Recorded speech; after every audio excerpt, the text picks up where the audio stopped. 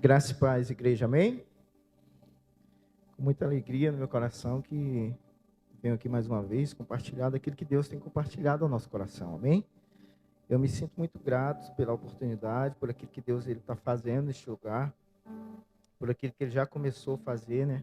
Desde o momento em que nós saímos da nossa casa, né? Deus já estava fazendo e acredito que Ele tem uma palavra ao nosso coração. Eu quero compartilhar aquilo que Deus falou no meu coração, amém? Há alguns dias Deus ele foi trazendo algo ao meu coração e eu compartilhei um pouco dessa palavra, dessa mensagem num pequeno grupo lá na minha casa, só para reforçar, a nossa igreja também caminha com os pequenos grupos, amém? Então, se você quer fazer parte de um pequeno grupo, existem pequenos grupos funcionando aqui em lugares aqui da cidade, você pode nos procurar, que a gente vai estar encaminhando você para que você também venha participar, amém? Tem sido bênção, nós temos crescido junto, aprendido mais sobre Deus, sobre aquilo que Deus ele quer falar, sobre aquilo que Deus está ministrando aos nossos corações. E muitas vezes nós temos dons, Deus ele tem derramado sobre nossas vidas aquilo que Ele quer fazer através de nós. Muitas vezes nós temos retido esses dons, nós não temos comunicado, às vezes nós temos medo de pregar, de compartilhar uma palavra, e nesses pequenos grupos é uma oportunidade para você aprender, é uma oportunidade para você aprender a falar, a pregar, a orar sobre a vida de alguém. Então os pequenos grupos, eles são uma ótima oportunidade para nós também crescermos juntos, amém? Semana passada Deus ele começou a falar algo no meu coração, eu estava lá no trabalho e eu até trouxe os papéis aqui, não deu tempo de eu passar aqui, cadê? Deus ele foi falando no meu coração, eu fui escrevendo. Então, ao longo do dia, quando eu trabalhava, eu escrevia um pouco, eu parava e logo Deus trazia algo no meu coração, eu ia lá e escrevia de novo. E eu compartilhei um pouco disso com os irmãos lá na célula, né? E os irmãos que ouviram vão ouvir de novo nessa noite, amém? Glória a Deus. Então, quero convidar você a abrir lá a sua Bíblia, lá em Colossenses 2.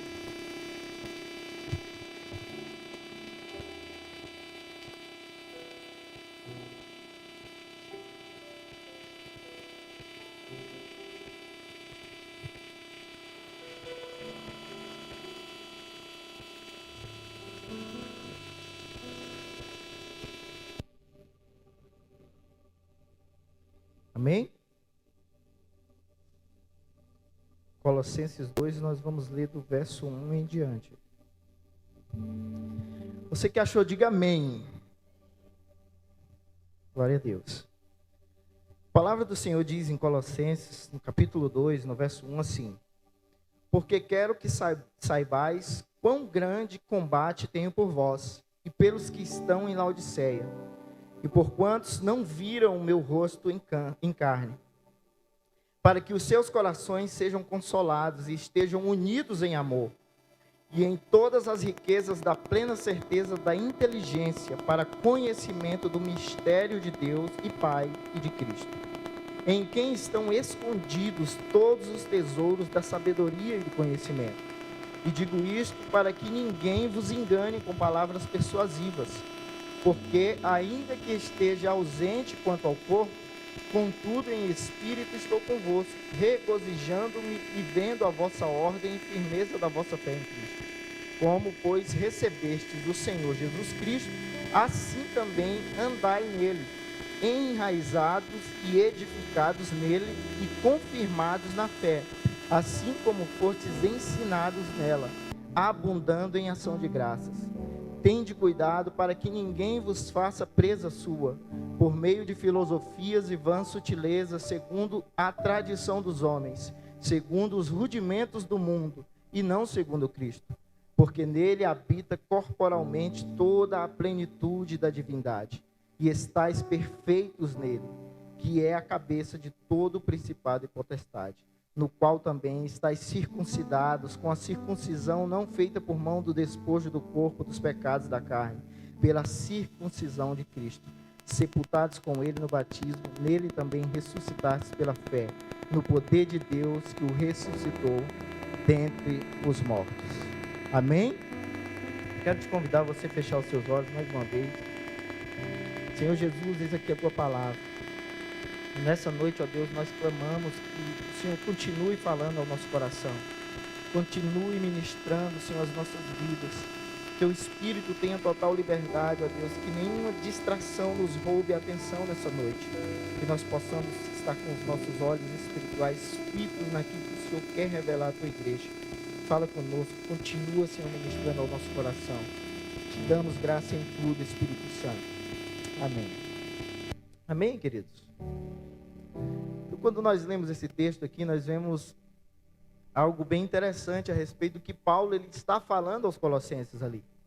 Quando Paulo ele começa falando, trazendo essa exortação à igreja de Colosso, ele está falando a uma igreja, trazendo um alerta sobre as falsas doutrinas, né? Ele está trazendo aquele povo ali uma exortação acerca dos falsos mestres. E essa igreja, ela era vulnerável às crenças místicas e superstições de todos os tipos. Essa igreja ela estava vulnerável a ser enganada a qualquer momento por homens que se aproveitavam da fé deles. Então essa igreja ela não tinha uma confiança absoluta na fé cristã, no senhorio de Cristo. E este ambiente ele se tornou fértil para o surgimento de uma heresia. Heresia que juntava elementos judaicos e doutrinas de um gnosticismo ainda em formação. O gnosticismo ele fala de uma doutrina que visa a salvação da alma através do conhecimento, não por fé. Ele mescla vários aspectos do cristianismo, misticismo, sincretismo e muitas outras coisas. Então, quando o apóstolo Paulo ele se dirige àquela igreja, ele está trazendo uma exortação àquele povo a se firmar na fé. A que eles se direcionassem àquilo que era verdadeiro. E esses dias, quando eu estava no meu trabalho, Deus ele começou a falar sobre aquilo que é falso e aquilo que é verdadeiro.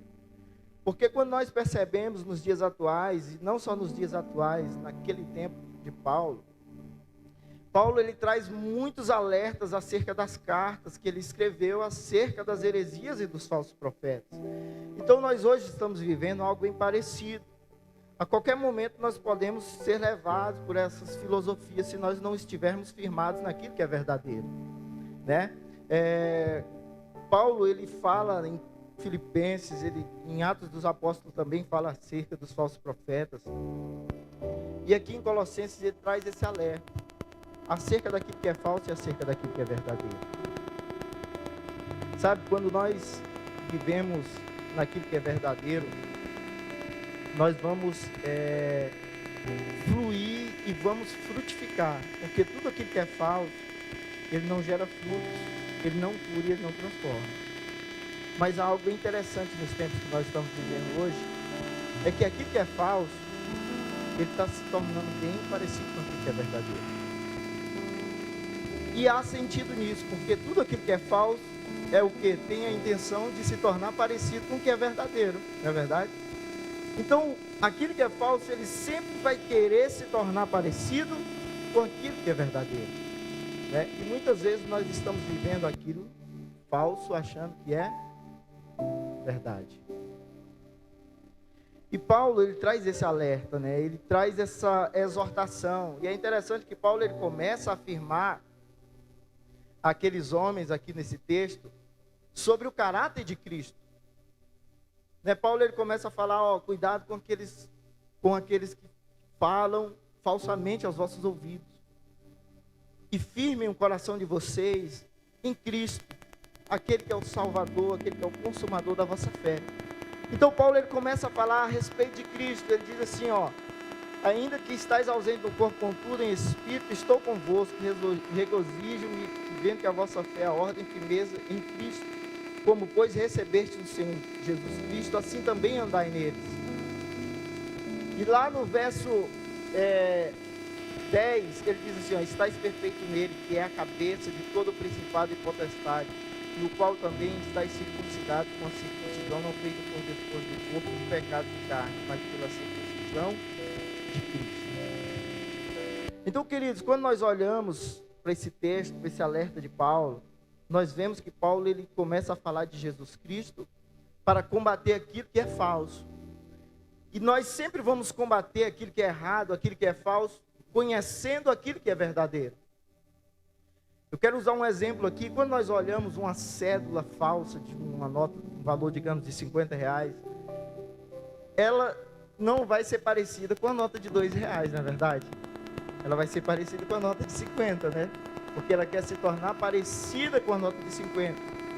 E se você não analisar bem, se você não prestar bem atenção naquela nota falsa, você não vai saber se ela é falsa ou se ela é verdadeira.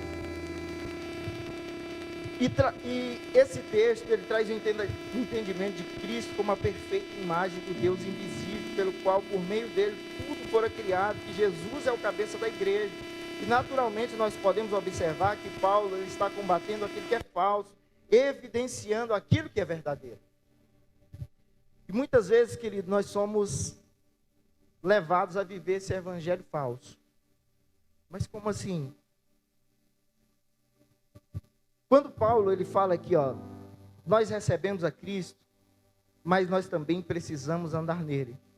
Receber a Cristo implica em nos rendermos ao seu senhorio, reconhecê-lo como única fonte de salvação, crendo que ele é o caminho que nos conduz ao Pai. Recebê-lo é dizer que a vontade dele deverá prevalecer de agora em diante e que sua palavra é o manual de vida e conduta para nós. Agora nós também precisamos entender que nós precisamos andar nele. Porque acreditar que Jesus é o Salvador, ele pode fazer muitas coisas, pode fazer milagres, pode mudar situações, transformar vidas. Muitas pessoas lá fora sabem disso. Mas muitas pessoas lá fora não andam nele. E andar nele implica em muitas coisas. E essa é a diferença de um evangelho verdadeiro. Quando nós olhamos Jesus Cristo, quando ele pregava ali junto com seus discípulos, ele sempre combatia os fariseus, os saduceus, e aqueles homens sempre procuravam tentar Jesus de certa maneira. Mas Jesus sempre deixava evidente que aqueles homens, eles até podiam conhecer a palavra, eles podiam até conhecer a lei e aquilo que era correto, mas aqueles homens não andavam e não viviam aquilo em plenitude. E Jesus, ele classifica como falso. Sabe, querido, se nós não andarmos em Cristo, e se a vida de Cristo não for a nossa vida, e se a nossa vida não for em Cristo, nós não estamos vivendo um evangelho verdadeiro. Porque se nós vivermos um evangelho 90%, ainda assim, ele não será verdadeiro. Amém? Você está entendendo? Então Paulo, aqui ele fala assim, no verso 6, como pois recebestes do Senhor Jesus Cristo, assim também andai nele. Nós precisamos andar em Cristo. As nossas atitudes, tudo aquilo que nós fazemos, tudo aquilo que nós pregamos, como nós andamos e nos comportamos, deve manifestar e evidenciar Cristo através das nossas vidas. Sabe, queridos, nós precisamos andar nele, andar em Cristo é muito mais do que palavras ou confissão de fé. Andar nele é mais profundo do que muitos imaginam. Fala a respeito de uma mudança radical de rumo ou destino. Andar nele implica em caminho, pisadas, destino, lugar onde firmaremos os nossos pés. Implica em ações que justificam o caráter cristão em nós. Amém? Sabe o que quer dizer cristãos? Pequenos cristos. Pequenos cristos. E será que as nossas atitudes hoje nos denunciam como pequenos cristos? Será que as nossas atitudes nos denunciam como verdadeiros cristãos, aqueles que estão andando em Cristo, fazendo aquilo que Cristo nos chamou para fazer? Sabe, querido, o texto fala de uma diferenciação entre os cristãos e o legalismo, entre o mundo e nós. Sabe, nós não podemos ser parecidos com o mundo, porque se nós formos parecidos com o mundo, nós estamos vivendo um evangelho que não é verdadeiro. Se as nossas atitudes, se as nossas ações, se os nossos comportamentos forem parecidos com o mundo, nós estamos vivendo um evangelho falso. Porque qual é a estratégia hoje de Satanás? É fazer algo parecido com o outro. Sabe, querido, muitas vezes nós entramos neste lugar, e muitas vezes nós somos ministrados, muitas vezes nós ouvimos louvor, Deus fala ao nosso coração.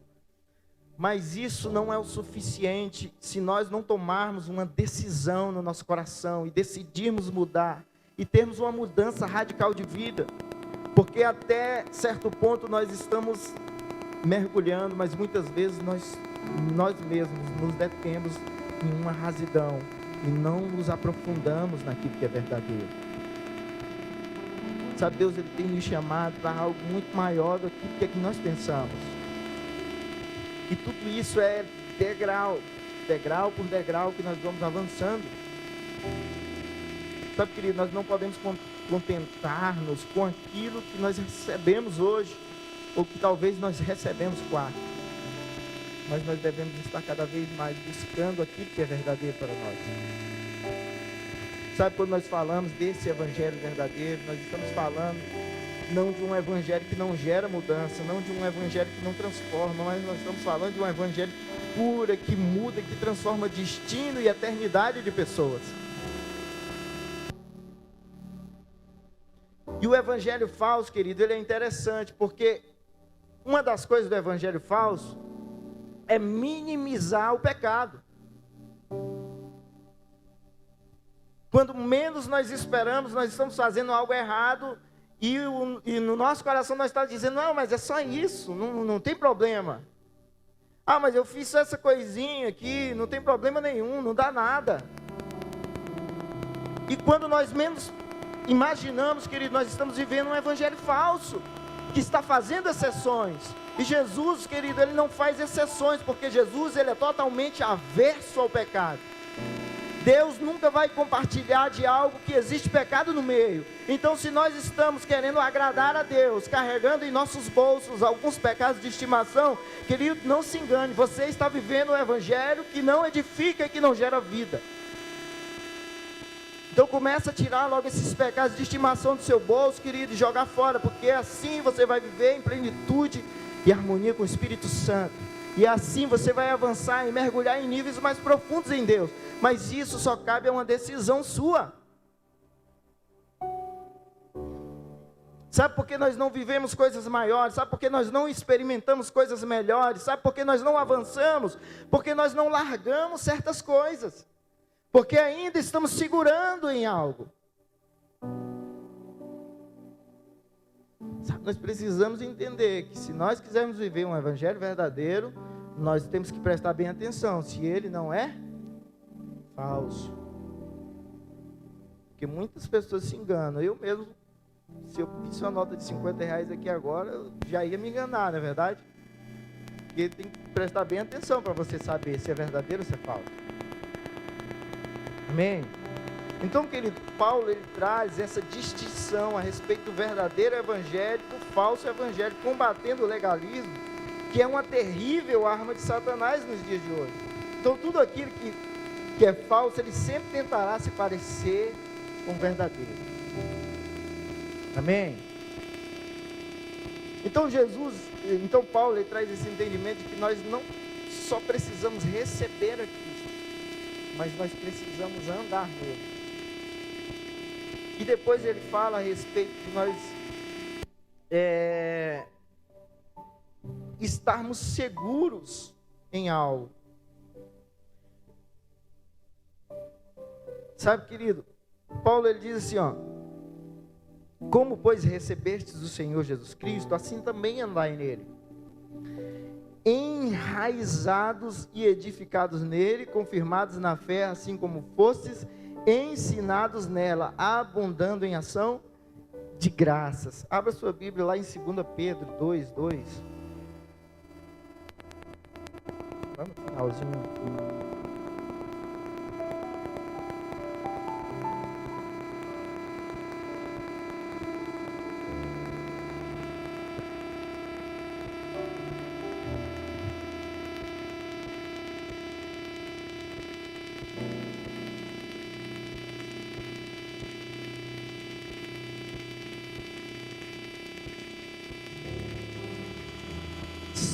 Pedro, vamos ler do 1 e o 2, que diz assim: e também houve entre o povo falsos profetas, como entre vós haverá também falsos doutores, que introduzirão encobertamente heresias de perdição, e negarão o Senhor que os resgatou, trazendo sobre si mesmos repentina perdição.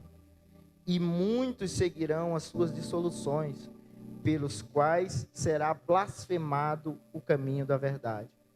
Então, quando nós olhamos e falamos acerca do falso evangelho, nós vemos que ele é muito mais destrutivo do que aquilo que nós imaginamos. Porque, querido, o falso evangelho, ele é conveniente, atrativo e sem valor, e sempre é moldado às necessidades. Quando Pedro ele fala a respeito do falso evangelho, ele diz, muitos seguirão, e por isso será blasfemado o caminho da verdade.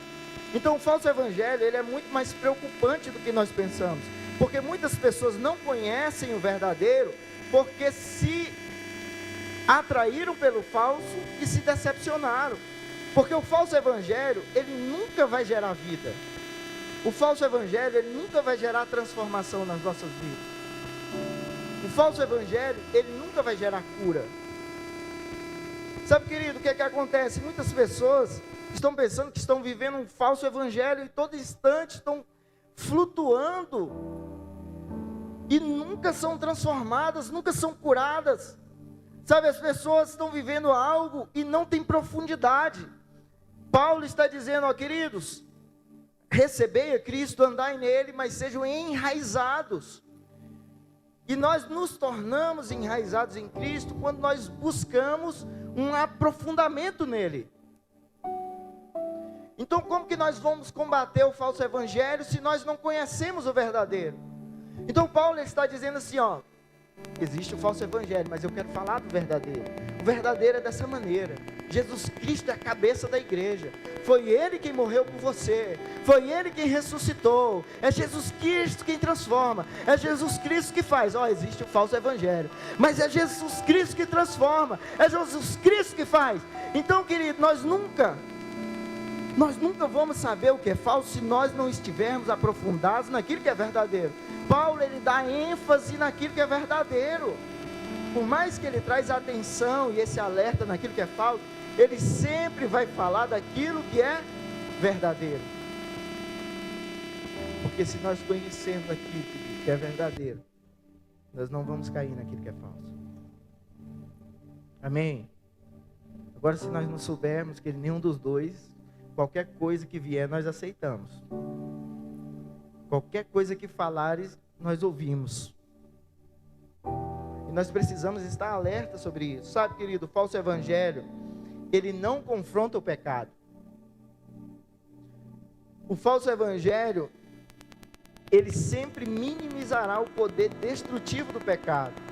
Ele não cura, ele não transforma, ele não gera vida.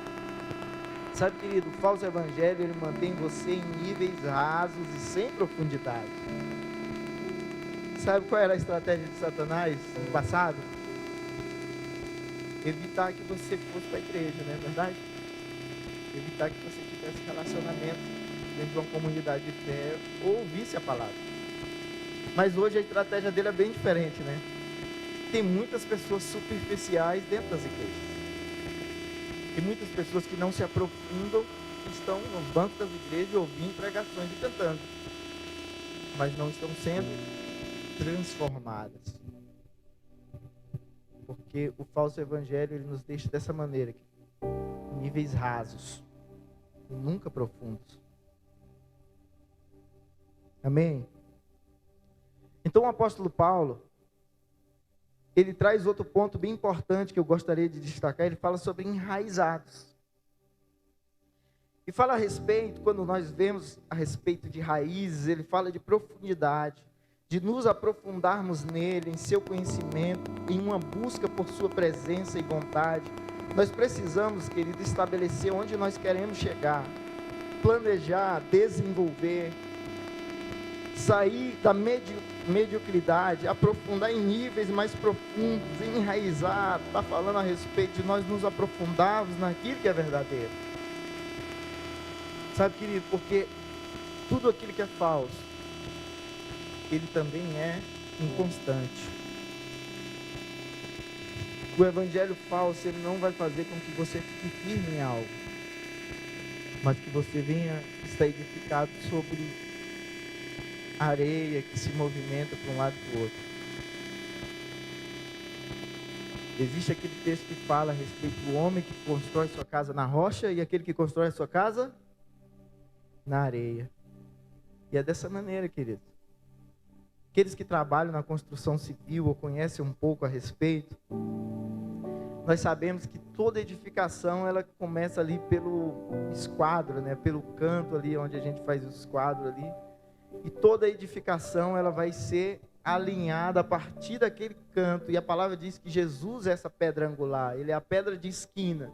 É ele que vai dar o esquadro, é ele que vai dar a formação para todo o edifício que nós venhamos a construir nas nossas vidas. E Jesus Cristo é o fundamento. E nós só vamos construir em algo sólido se nós construirmos as nossas vidas em cima deste fundamento. O que acontece é que nós muitas vezes estamos construindo as nossas vidas, os nossos planos, os nossos sonhos, a nossa casa em cima da areia, ao qual não tem segurança nenhuma, e qualquer vento que bate sobre essa casa cai ao chão, e muitas vezes nós nos levantamos e construímos novamente em cima dessa areia.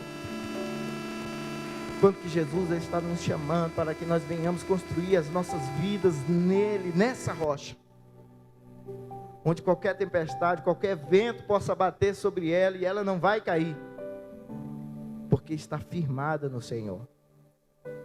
Nós precisamos entender que Jesus é esse fundamento sólido e seguro.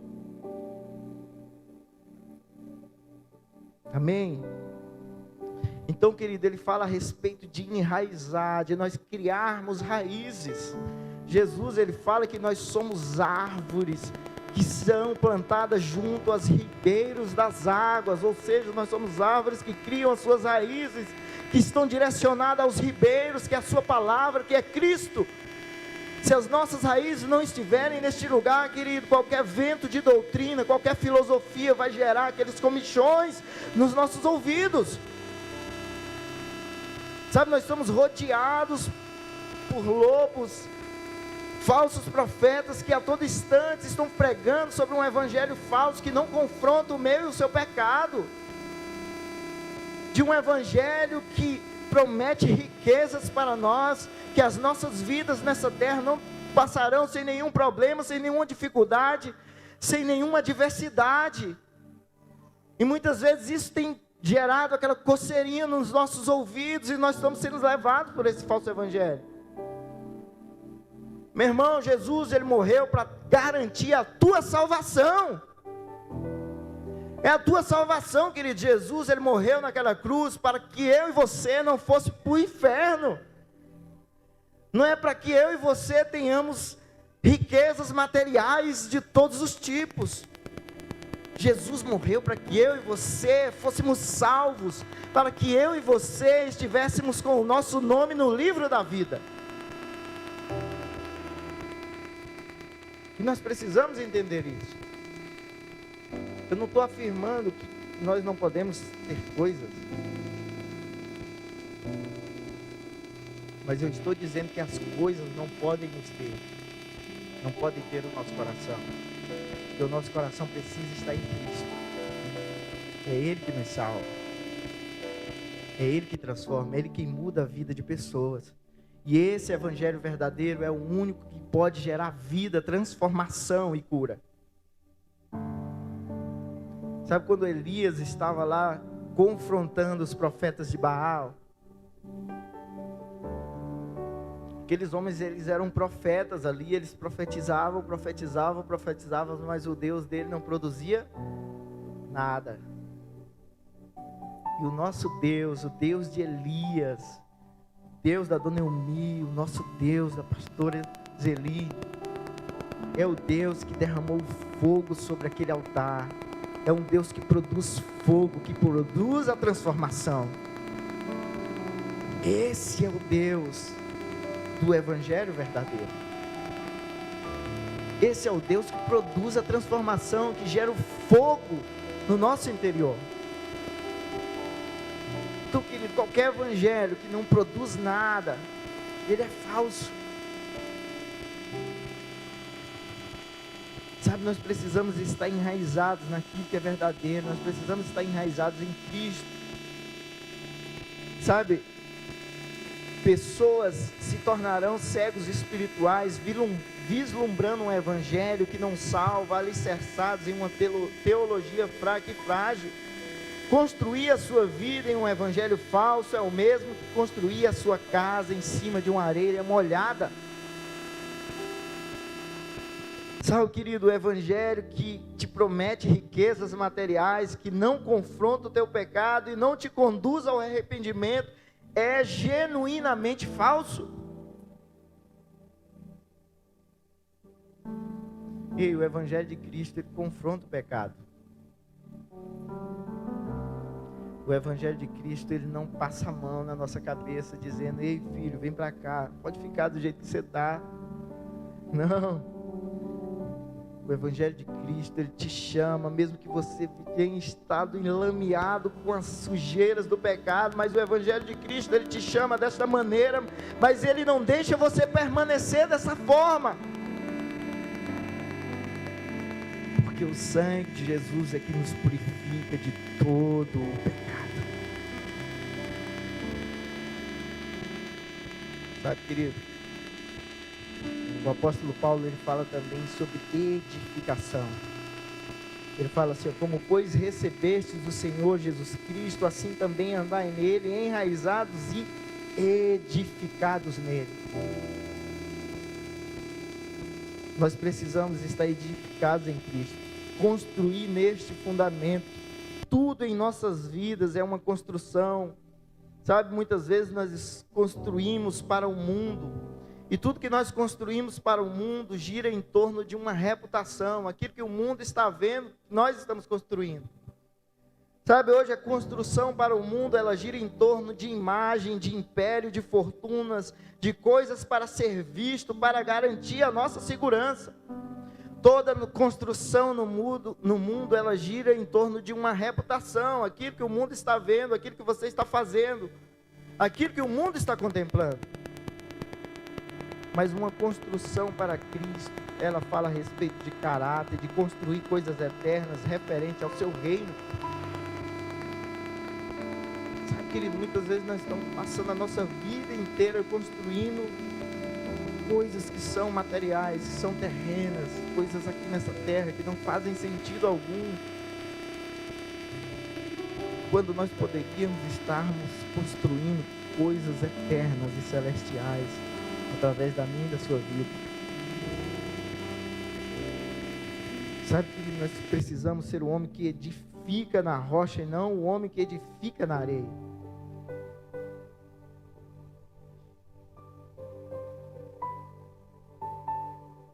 Jesus é a rocha, nós precisamos estar edificados nele. Construir nessa rocha é estar seguro naquilo que é verdadeiro. O apóstolo Paulo, ele nos chama a atenção, porque além dele falar enraizados e edificados nele, ele também fala de confirmados na fé. E querido, nós só seremos abundantes, só andaremos em Cristo confiantes e inabaláveis na fé, se nós estivermos confirmados em Cristo. Deus nos chama ao crescimento nele. A salvação não é o fim em si mesmo, mas é a porta para uma jornada com Cristo. E o Espírito que ele nos enviou nos habilita para isso. Sabe, querido, nós precisamos estar confirmados na fé.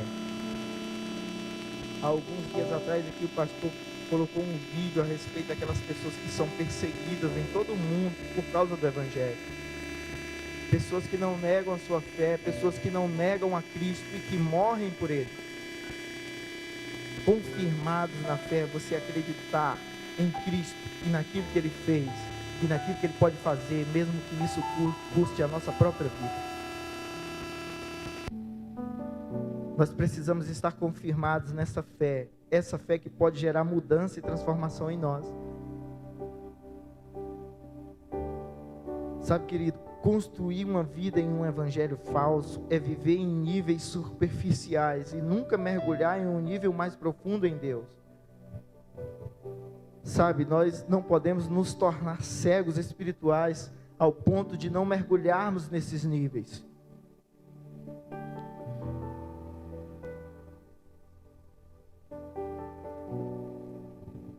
Paulo, ele chama a também nós sermos confirmados na fé, assim como fostes ensinados nela, abundando em ação de graça. Sabe, querido, Paulo, ele fala a respeito deste evangelho, de um Cristo que é totalmente suficiente e satisfatório para as nossas vidas. E muitas vezes nós não estamos vivendo ou entendendo que Cristo é o suficiente para nós. Sabe, as obras do falso evangelho, elas destroem, matam e roubam, mas as obras do verdadeiro evangelho é aquelas que dão vida, e vida em abundância. As obras do falso evangelho, elas evidenciam o ladrão, evidenciam o falso profeta, mas as obras do verdadeiro evangelho, elas evidenciam o nosso Senhor. E tudo aquilo que é evidenciado em Cristo pode ser evidenciado através das nossas vidas.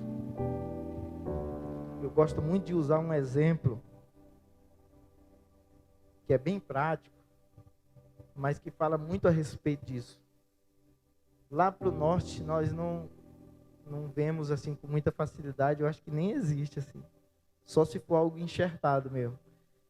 Pés de maçã, né? Macieira, né? Eu tinha uma curiosidade imensa de ver uma árvore de macieiras. E para cá é bem comum, né? Para cá tem. E se eu passasse aqui na frente de uma macieira e não tivesse nenhuma maçã nela, eu não iria saber que ali era um pé de maçã. Jamais ia saber, porque eu nunca vi. Mas se eu passasse, mesmo sem conhecer um pé de maçã, e eu visse que ali tivesse uma maçã nela, eu saberia. E dessa maneira, querido, é o verdadeiro evangelho. Ele sempre vai produzir frutos. O evangelho verdadeiro, ele sempre vai produzir frutos. Lá em João 10:10 fala que o ladrão veio para roubar, aí destruir. Mas Jesus fala assim, mas eu vim para dar vida, e vida em abundância. Sabe, querido, existem obras que evidenciam seus autores.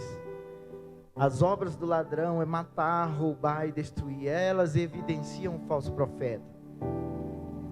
E é engraçado que nesse texto nós até podemos usar esse exemplo, mas nós falamos a respeito de que esse ladrão é o diabo, né?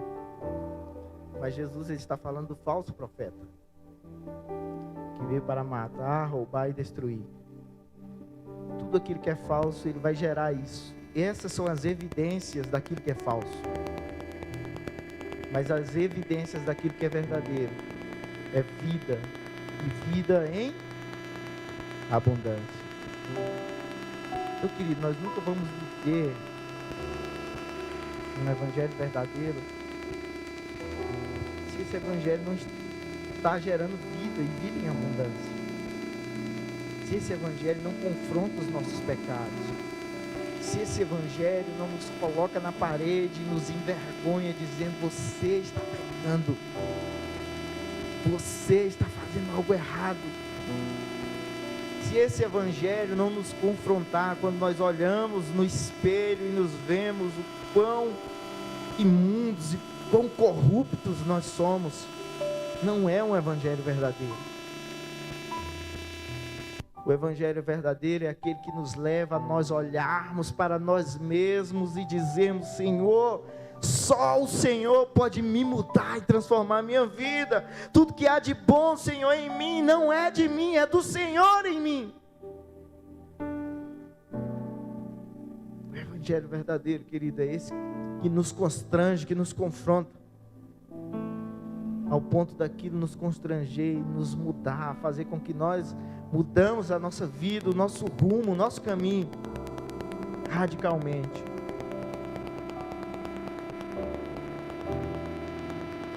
Sabe, Paulo, ele fala a respeito disso. Não vos conformeis com esse mundo. Não vos conformeis com ele. Querido, o falso evangelho, ele vai estar conformado com o mundo, porque ele vai estar conivente com o que o mundo está falando. Se o mundo está dizendo que é certo, o falso evangelho, ele vai fazer uma maquiagem para que aquilo não seja ofensivo. Então, querido, tudo que o falso evangelho vai falar, não, isso aqui está acontecendo, mas não tem problema, e nós vamos aceitando, e nós vamos engolindo, e aquilo vai fazendo parte da nossa vida. E nós precisamos entender, querido, que vai chegar uma hora que nós temos que bater a mão aqui na mesa e falar: meu irmão, eu vou morrer, mas eu não vou aceitar isso.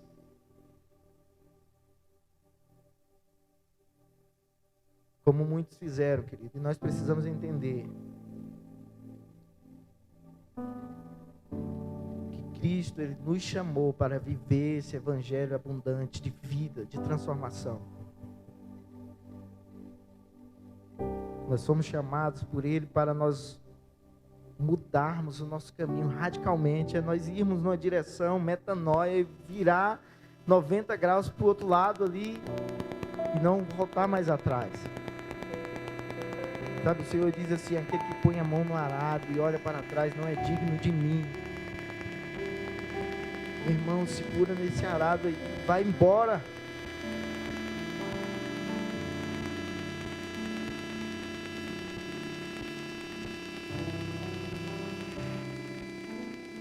Amém?